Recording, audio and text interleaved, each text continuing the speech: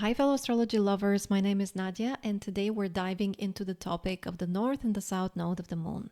Specifically, we're beginning a video series about the sign placement position of the nodes of the Moon in the natal chart, and we're beginning with the video about the North node being placed in Aries and the South node being placed in Libra in the natal chart. Now, in Vedic astrology, we refer to the North and South nodes of the Moon as Rahu and Ketu. So, the North node of the Moon is known as Rahu, the South node of the Moon is known as Ketu, and these are the terms I will be using from now on throughout this series. Now, in these videos, we're only going to talk about the signs of the zodiac. If you're interested instead in the house placement positions of Rahu and Ketu, so basically, what does it mean to have the North node of the Moon in the first and the fifth and the ninth house, etc., I've prepared a free ebook for that purpose. You can download it by following a link in the description under this video. It goes into detail about the most important aspects of having the North and South node of the Moon in the different houses 1 through 12. I hope you enjoyed that one. So what are we going to discuss in this video? First, we will go into a brief explanation of the meanings of Rahu and Ketu. So basically a brief description of the significations of the North and South node of the Moon in the birth chart. Then we will describe what it means to have Ketu placed in Libra in the birth chart. After that, we will go into the opposite end of the axis, which is Rahu in Aries. What is the evolutionary path of having Rahu in Aries in the birth chart? Then we will compare and contrast Aries and Libra as opposite signs in the zodiac wheel. What are the commonalities they share? What are the dichotomies between the two signs? Then we will go into the limiting beliefs that you have when you have Ketu placed in Libra in your birth chart, as well as the growth potential that Rahu is here to bring for you when it's placed in Aries in your natal chart. And finally, I've prepared a few mantras that I think would be very useful and helpful to you to kind of write down and keep in mind as you progress through your life and learn more and more and integrate more and more of the lessons of Rahu in Aries. So what does Ketu represent in our birth chart? Ketu is very much our default setting. Ketu is difficult to describe because it's so ingrained in our subconsciousness that we don't even realize that it's there. We think that this is us. We believe that this is our mind, our soul, because it's just so second nature to us that we believe it's the only way to live life.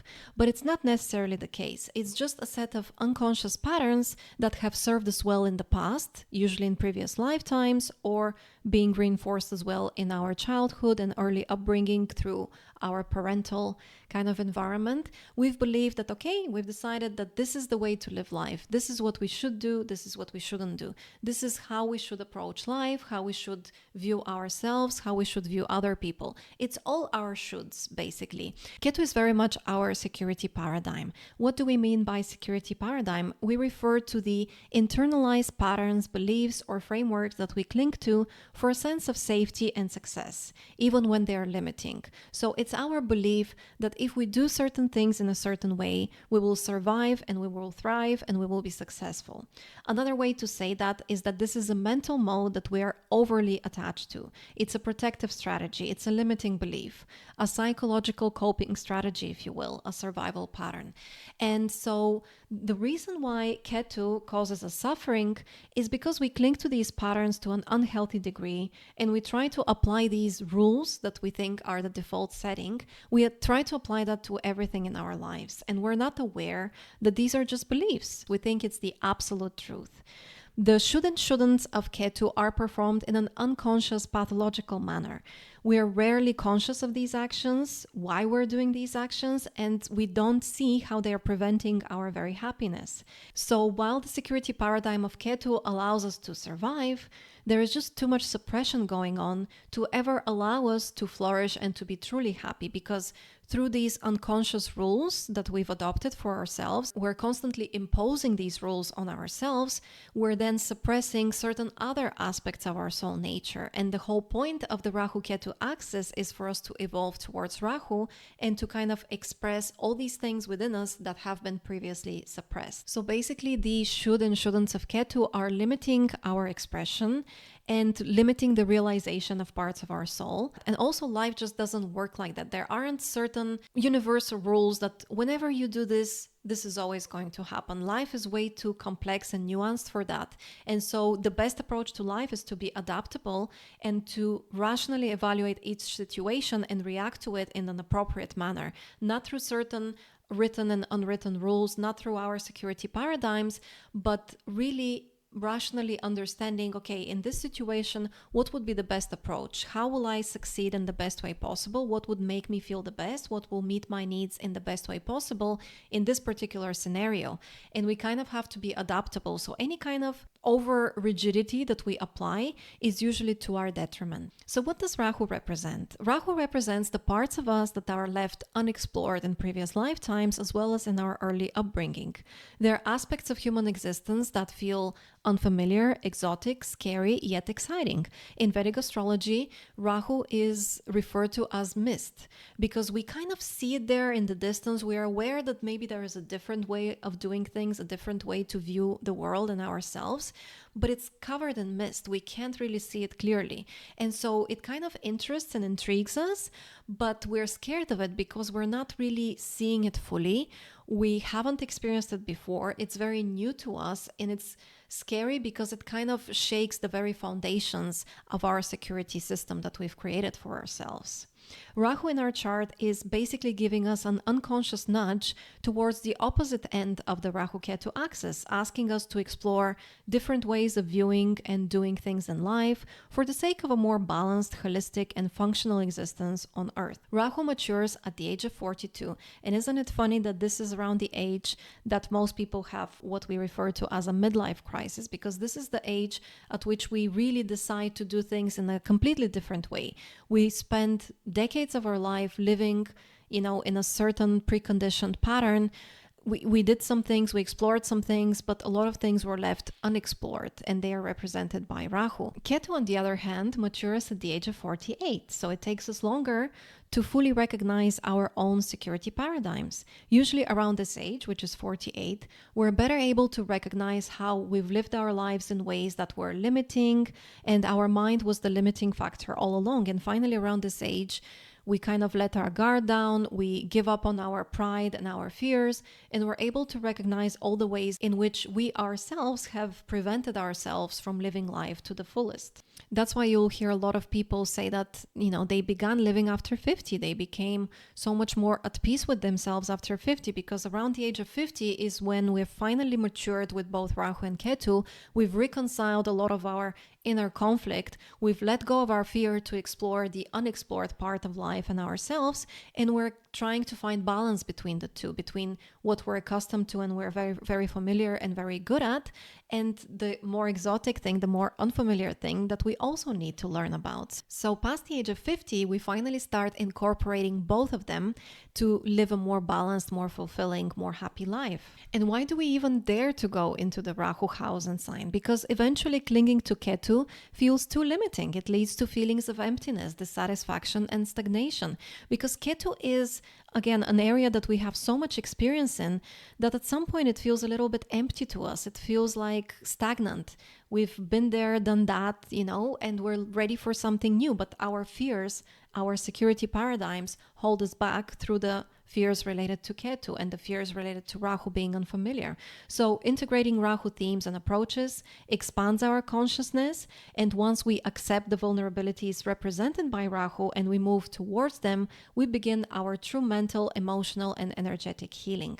So again, life is a journey. It's all about understanding ourselves. That's why I called my channel The Why of You, because it all starts with yourself. It all starts with self-knowledge, self-understanding, and compassion for ourselves. And the more we're compassionate with ourselves, the more we're brave enough to be honest about our true needs and desires, the more we can live a more balanced, healthy, and fulfilling life. The more we dip our toes into Rahu, the better we become at it. And if we don't give in to our fears and we actually advance outside of our comfort zones, we get to then enjoy the gifts of benefiting from and reconciling both Rahu and Ketu. So what does it mean to have Ketu in Libra? First of all, Libra is an air sign, and all air signs are good at social interactions, at counseling, and exchanging with other people. At the same time, Libra is the Mula Trikona, the foundational sign of Venus. Venus is the planet of worldly wisdom, is the planet of enjoyment and relationships. So what would that mean for the person who has Ketu in Libra? First of all, someone with Ketu in Libra has great social skills. They are very adept at communication and diplomacy. They have relational wisdom, and they function very well within the expectations of others. They're typically very easy and pleasant to interact with. They don't anger easily. They don't take things personally at all. They don't get aggressive or agitated with people because they have such a strong karmic foundation of interacting with others, maintaining long-term relationships with other people, business partnerships, kind of fruitful friendship contacts. Any kind of one-on-one connections in the past have been very successful for people who have Ketu in Libra. And so they come into this lifetime with these innate qualities about them. They're just very, very good with people. Every Ketu in Libra person that I've interacted with just makes communicating with them so easy and so pleasant. It's just an amazing skill that they have to maintain relationships with people. It's hard to push their buttons and it's hard to push them off balance because, again, Libra is represented by the scales that represents balance. So it's hard to push these people off balance. So Ketu in Libra people possess a lot of charm, a lot of tact. They're good at flattery and all kinds of sweet speech. So they have a way to express themselves and to relate to people that immediately puts others at ease and makes them likable. Ketu in Libra people are very relationship oriented. They believe that life works out when we have beneficial contacts and relationships with others who can supplement what we're lacking on our own. So they have a lot of previous lifetime history of collaborating with others to supplement whatever they were missing. So for example, if they were very good in agriculture, but they didn't have access to good clothing, they developed a lot of good contacts with people where they could provide them agricultural goods. In exchange, they got beautiful, fashionable clothing. Just a very simple example, but relationships are all about equal give and take and about win-win situations. So you scratch my back, I scratch yours. What is the point of having relationships if we don't mutually benefit each other? And Ketu in Libra really understands that aspect of human existence. So Ketu in Libra people, they know when and what to compromise for long-lasting working relationships and deals. They understand the value and the beauty of compromise. So while for some people it's very difficult to compromise, they always want to win over others. They always want to kind of dominate. They want to feel through sheer strength and ego, they feel like they have to just win every time. Ketu in Libra doesn't have that issue. Ketu in Libra very much recognizes the beauty and importance of compromising with others to reach a mutually beneficial solution. Saturn is exalted in Libra. Saturn is the planet of letting things go, of losing things, of saying goodbye to things, of things ending basically. And so in the sign of Libra, we're basically okay with letting go of some things. We have no problem saying goodbye to certain things, especially things that are not good for us or don't serve us in the best way possible or are simply no longer necessary to us and can be exchanged for something even more valuable. So this is what Ketu and Libra really recognize. First of all, they recognize the importance of compromising to maintaining harmonious relationships with others, but they also understand the value of letting some things go for the sake of letting something else into our lives that is even more valuable to us. People with displacement usually make wise, future-proof decisions. They always ask themselves, what will be the best option for me long term? Ketu in Libra people are enjoyment and comfort oriented because, again, Venus rules comfort and enjoying the things of the world. They understand that regeneration and relaxation are very important because otherwise fatigue, health issues, and burnout can set in. The combination of air sign with the Venus ruled sign makes them progressive, human-centered. They can go the distance through collaboration with others. They're used to achieving goals through making use of their social abilities, communication skills, charisma, charm, their collaborative skills in nature, their interest in partnering and compromising. They're very cerebral, they're very skillful. Any air sign is very intellectual, very smart, very skillful in different areas. They have fun with intellectualizing, with learning, and with communicating.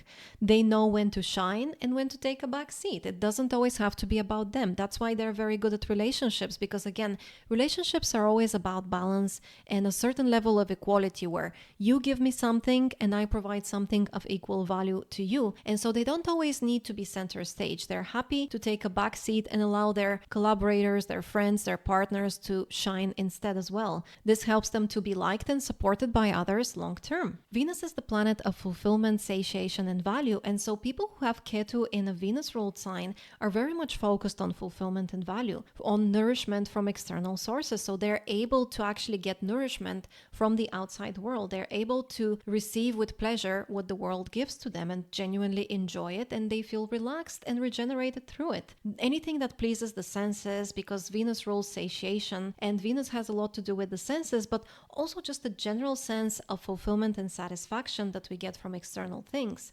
Venus is the planet that helps us get through life in a more comfortable and enjoyable manner, because otherwise life on Earth would be too hard. Without Venus, we wouldn't make it. It wouldn't be worth it, because life is so full of challenges, so full of obstacles, delays, frustrations, pain. We need to expend a lot of effort, energy. We need to work hard to develop our skills. We need to work hard to achieve our goals. And the thing that makes all of this manageable and survivable is Venus, because Venus is the planet that gives us certain comforts in this world that helps us to relax our mind and bodies, to enjoy ourselves, and see the worth of putting out all of this effort. And so people who have Ketu in a Venus ruled sign are very much aware that satiation is important. And so that's why they're good at making decisions. They want to see what's in it for them at the end of the road. Because if it's just about me giving, if it's just about struggling, is it really worth it, right? So Ketu and Libra people are very good at that. Certain branches of astrology depict Libra as scales. And in certain other branches of astrology, the archetype for Libra is actually the merchant in the bazaar. So as you can see, both of those symbols are very much connected. It's all about balance and about trade. So if you have Ketu in Libra, you see the world as abundant with different options. And all you need to do is find the best deal out there. You understand the value of things by comparing them to what else is available, what else is being offered, and what else is being sought after. You're always looking for that good deal because you understand that everything in life has a cost. That can be a monetary cost or otherwise, but essentially it all comes down to time, right? Because time is the one very limited resource for all of us here on Earth. And if you have Ketu in Libra, you're always thinking about that. What will be a good deal for me long term? What would be worth it? What is worth me investing time, money, energy, social credit into, etc., so that I gain enough to make it worthwhile? And so Ketu in Libra people, they take their time to shop around, let's say, to look around for what's available, and they evaluate all the options first before deciding on the all-around best thing for themselves. We can also learn more about Ketu in Libra from the scales symbolism. Scales represent balance, fairness, and the pursuit of harmony. And that's why Libra is very much associated with relationships as well as its ruling planet Venus, because relationships on Earth need to be fairly balanced and harmonious in order to survive long term.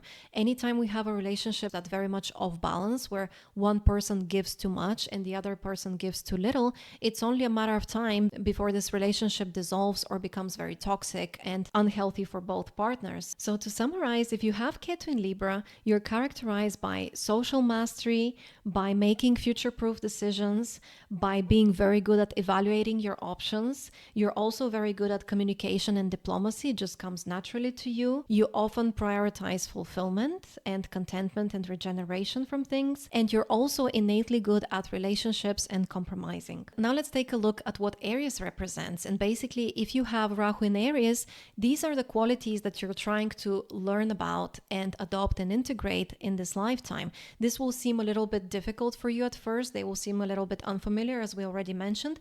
But the more you understand what Aries is about, the more you will see the value of incorporating the lessons of Aries into your life. So first of all, Aries is a fire sign. Fire signs are governed by inspiration, intuition, and creativity.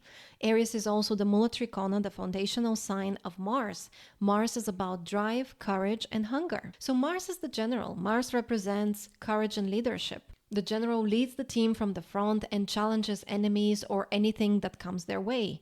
Aries is also about logic and directness. They have an engineering mind and a no-nonsense approach. So they're very direct. They're less focused on diplomacy, on tact, and along the way they can ruffle some feathers indeed. They're all about solving problems and tackling challenges, about acting with boldness, speed, and determination. They're focused on an objective. If you think about the symbol of Aries, which has an arrow attached to it, it represents the pointed focus of Aries. Aries focuses on one particular objective and goes after it with everything that they've got. So when they set their mind on something, they get almost like a tunnel vision. They have a strong desire for a specific outcome, and other things don't matter as much to them and are seen as pointless distractions. Aries also is about having a hunger for something, a desire, strong desire for something, a fire burning within us, pushing us to conquer, achieve, solve problems, and win over our enemies. By the way, I have a whole 40-minute video dedicated entirely to Aries if you want to learn more about the sign and its symbology and archetypes. So another way to understand Aries is through its archetype as the mountain goat, the ram inhabiting rocky places. So they are basically a symbol of independence, of self-motivation, of disregarding norms and the opinion of other people. Aries also represents courage, impulsivity, belief in your own abilities. They're all about taking risks and not overthinking things. Aries is all about having an innovative approach to things. They're driven by their own inspiration, by their intuition and passion, and they care much more about their own ideas than the ideas and the solution of other people. They're proactive, they rely on their own strength, they exert themselves and apply themselves with a lot of courage, effort, and energy. So in summary, Rahu in Aries is here to teach you, first of all, about connecting to your inner courage, about learning to be more independent and trailblazing, carving your unique path in life, about connecting to your inner hunger and drive, being passionate and hungry to achieve things, to overcome obstacles. Rahu in Aries teaches us about self-belief, about believing in our own capabilities, even if nobody else believes in us. We're here to leverage our strength, our effort, to put effort into things that we really are passionate about. It's also here to teach us about problem solving, because Aries is the most effective problem solving sign in the zodiac. So even though Aries and Libra are at opposite ends in the zodiac wheel and they represent opposition axes, they also have a lot of things in common. First of all, both Aries and Libra are cardinal, also known as movable signs. So they're all about change, changing things up, beginning new things, initiating. The difference is that Libra is all about changing the people, the relationships, the partnerships to someone or something that works better for their goals, whereas Aries is about changing themselves, about changing their goals and objectives with time that better aligns with their unique path and authentic nature, changing their mind and ideas about things. So we're moving from changing others to changing ourselves. Ketu in Libra is very accustomed to changing the people that they interact with, the people that they collaborate with for a better outcome suited to their objectives. Conversely, Rahu in Aries is here to teach them that they should actually focus more on changing themselves, changing their own ideas, and growing and evolving as an individual. So you're already okay with changes and experimentation in life, but more often than not, it's been about changing social groups, contacts, and relationships. Now it should be more about experimenting with your identity, changing yourself by becoming more of who you already are internally. So aligning yourself with your authentic nature, changing your style, your actions, your habits, and you're here to rely on new inspirations and ideas that come to you independently from the paths and ideas of other people. Another thing Aries and Libra have in common is that they're both masculine, action-oriented, initiative signs. The difference is that Libra is proactive about relationships and partnerships. Libra is very good at initiating contacts that can be pleasurable or useful or valuable in some way. And so they're very comfortable with going after the people that they think would be useful for them. Any opportunity that involves others or a one-on-one contact is something that they're familiar with being initiative about. On the other hand, Aries is initiative and proactive about their personal desires, about doing what they want to do. They have an idea, they have a goal, and they go after it with courage and determination, no matter if they step on other people's toes. So both signs are about action, about being proactive about something. If you have Ketu in Libra, so far you have been comfortable with being proactive in relationships of any kind and initiating contacts with other people. Perhaps you've witnessed your parents or other important people in your childhood gain happiness and success through connections with other people, but you're now learning how to be more proactive about yourself, your own path in life, your individuality.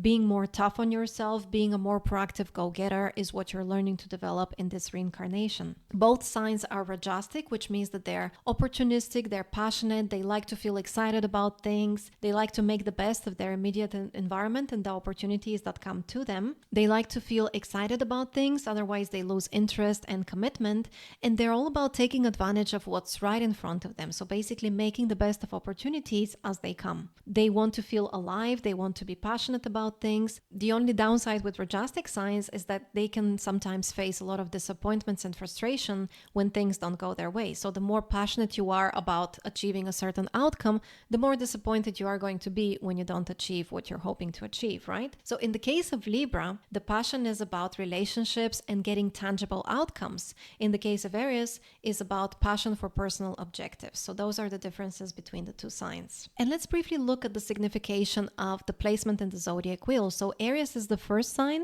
Libra is the seventh sign. Both of them are foundational. They're angular houses. The first, fourth, seventh, and 10th house are angular houses in astrology. So Libra is foundational in the sense of the self being defined in relation to other people. So how do I partner with, exchange with others in order to live the best life possible? Libra is about advancing our lives through effectively interacting with others in their environment, having to co-create with others and compromise as part of the tribe. So this is of course a very important foundational aspect of our existence. Humans are social animals and we can't go far in life unless we're collaborating, co-creating with other people and being somehow of benefit to other people. Aries, on the other hand, is a foundational sign in the sense that it's all about the self, the intrinsic nature of the self, independent of anything else. It's about breaking through on one's own, the first step of self-actualization. It's about advancing your life through sheer courage, effort, and your own ideas. And it's basically about the freedom to be fully yourself. It's the beginning of everything, right? You start with yourself. So what are the specific limiting beliefs of Ketu in Libra and conversely the growth potential of Rahu in Aries when we have this placement? First of all, when you have Ketu in Libra, you tend to be a bit too realistic for your own good. So you're always thinking about what's realistic. You're too cerebral about life. You're not courageous enough sometimes to bet on your own ideals, your own inspiration, courage, and strength. You tend to overanalyze everything, to rationalize things, and generally to disregard the power of the intuitive creative spirit that resides in all of us. So the path forward when you have Rahu in Aries is to go with your gut. Listen to your intuition. If you have a certain pull towards something that comes within your intrinsic nature, just run with it without overanalyzing and overthinking. The other area of growth for Rahu in Aries and Ketu in Libra is around the topic of ease and comfort. So Ketu in Libra people have a motto which goes something like, why work hard when I can work smart? So they are used to relying a lot on their intelligence and their connections to improve and advance in life. The path forward, however, is in developing strength, in being more open to exerting yourself, in devoting your time, energy, and work to what you truly desire, rather than always looking for the easy way out of situations. Another area of growth for Ketu in Libra people is around the topic of balance. So sometimes Ketu in Libra folks can be too wise and calculating for their own good, too balanced, if you will. And sometimes in life, we need to go a little bit off balance. When we really want something, when it's really, really important for us, it's okay to prioritize and put everything else on the back burner. Balance in life is extremely important, but sometimes it's not immediate. Sometimes we reach balance over a long period of time, and it's completely okay to go all in on something, to put all our eggs in one basket, and to believe in our ability to achieve it. So if you really, really want something, it's absolutely okay to go all in on it, to devote all of your energy on that thing if it really feels important and worthwhile to you. Another mental pattern that Ketu in Libra people often live with is, as long as I get fulfillment and satiation, everything will be okay. So there is this over focus on being satiated, on being fulfilled. But satiation without first having hunger and putting the effort in is usually not as effective. Food always tastes better when we're hungry. Water always is more satiating when we're thirsty, and money is always more rewarding when we've earned it. So there is a bit too much focus here on the reward, like what am I getting out of this? Is this a good deal for me? Does this feel good to me? Focusing too much on evaluating what's worth it, what others bring to the table, at the cost of focusing on your own effort to gain and improve things in your life is a theme that you will encounter here. So the path forward here is to exert yourself, to be strong and assertive, to be proactive, to follow your inner hunger, metaphorically, to put a lot of activity and energy into things, to really go for it, to really fight for what you want. And then the rewards will be all the more enjoyable and fulfilling because there will be a sense of accomplishment, a memory of the courage that you embodied. You will know that you fought for things, you earned them through your own efforts, and you weren't afraid to do the hard things and to take on challenges in life. Another big theme in the life of people who have Ketu in Libra is the theme of settling for things that are good enough. So people with this placement sometimes get into the habit of settling for lukewarm goals, mediocre goals, just because they think, okay, that's good enough. It fulfills some of my needs. It's a good deal. I don't have to put too much effort into it, so it's a good deal overall. But if you always live your life this way, if you're always settling, if you're always okay with just good enough, you miss on opportunities to get something really great, something that you really want, something that you really crave, something that you really believe is amazing and will give you all the more satisfaction when you have it. And so this comes usually from having a lack of belief that you can succeed with your most ambitious goals and obtain what you desire most. Because of this ability to calculate everything, to weigh the pros and cons on everything, Ketu and Libra folks tend to kind of discount anything that seems a little bit too hard at first because they simply lack that kind of inner belief that they can achieve hard things. Yes, some things in life are very ambitious, are very difficult, but it's not impossible to achieve them. As long as you believe in yourself and you put the appropriate amount of effort, everything is achievable, really. And so the key here is to believe in your own abilities to do hard things, to achieve your most ambitious and hefty goals, to go after what you truly want, what you're truly passionate about, and not always settle for the things that are easier or more realistic. This can also happen in partnership. If you have the choice between a relationship that takes a lot of work, a lot of delay, a lot of effort, but it's with a partner that is really amazing and that you really are in love with and they're in love with you, it's still a better option to fight for that relationship than to settle for a partner who's just okay, ticks some of the boxes, and is not too hard to maintain that kind of relationship. And again, like everything that is governed by Ketu, if we live our lives entirely this way, it can lead to stagnation and dissatisfaction. So it's always good to go towards the growth potential of Rahu, and in this case really go for it, really be brave and really believe that you can accomplish difficult things.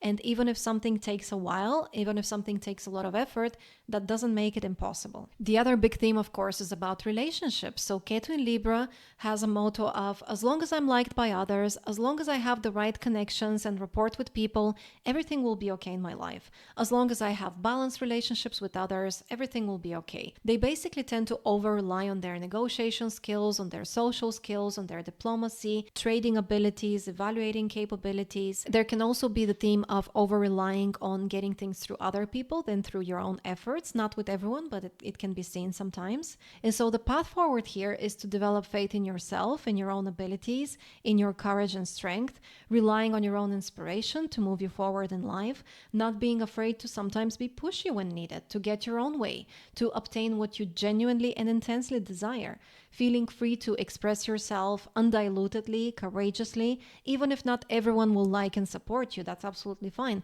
We're not here to be liked, we're here to be authentic. Being just as happy with giving out your energy as you are with receiving the fruits of your labor is another big theme. Working on being more self-centered, more self-focused rather than others-focused. You're very good at exchanging and connecting with others. In this lifetime, however, you're working towards being just as good at being an individualist, living out your unique personal expression, shining on your own as an individual. So if you want to incorporate the qualities of Rahu and Aries, it's not always about following the rules and playing along, and these can be unwritten rules, people-pleasing, social etiquettes, pleasantries. All of these things are ruled by Libra. They have their own time and place, but it's not the way to always act. Anything that is always or never is usually too much of an extreme. The final main theme that you're here to resolve is about supporting actor versus main character energy. So you're here through Rahu and Aries to develop main character energy. So in previous lifetimes, you probably were a master consulate, advisor, diplomat, negotiator, or businessman. These are skills that you already possess. But now it's time to develop main character energy. You're learning to not fear being alone. The ultimate goal is to still be supported by relationship with others and the public, but based on a foundation of your authentic personality and individualized actions, not on trying to be liked and accepted just for the sake of being liked and accepted. Don't be afraid to be misunderstood by some people, to go against the advice, opinions, or preferences of others. Don't be afraid to stand out or to live out your authentic purpose here. You're learning to live authentically as yourself, to be unapologetic and honest with your self-expression and desires in life. The right people will naturally gravitate towards you once you're honest with yourself about your goals, ideas, and self-identity. So don't always think about how other people will perceive you or react to you. Finally, I have a few mantras that you can start adopting for better integration of the Rahu and Aries themes. The first mantra I have for you is struggle is a part of life. It's okay to struggle for the things I really, really want and believe in. Second mantra is no pain, no gain. If we don't push ourselves, we're not as fulfilled with the achievement. If we don't risk much, we don't get big rewards. If we don't put effort and energy into something, what we do have becomes stale, deteriorates, and we lose our appreciation of it. For example, in relationships, even once you get together with your dream partner, let's say, you still need to continue putting the effort in, and it's the same with everything in life. So keep putting the effort in. The other mantra is just do it, or I'll do this or I'll die trying. The critical thing here is to just go on that journey, no matter how easy or hard, satisfying or painful it is. The next mantra is you are capable of doing exactly what you set your mind to. You may struggle with courage and have the tendency to give up on things just because you've concluded that it will be hard. Some things in life are hard and take time and effort, but they're worth it. And we just need to use our Venusian selectivity to decide which ones are worth it and which ones are not. Next mantra, follow your passion and your individual path. Aries energy is about being passionate about your ideas, your personal objectives, your unique personal path in life. Learn to act on your passions and hunger in life.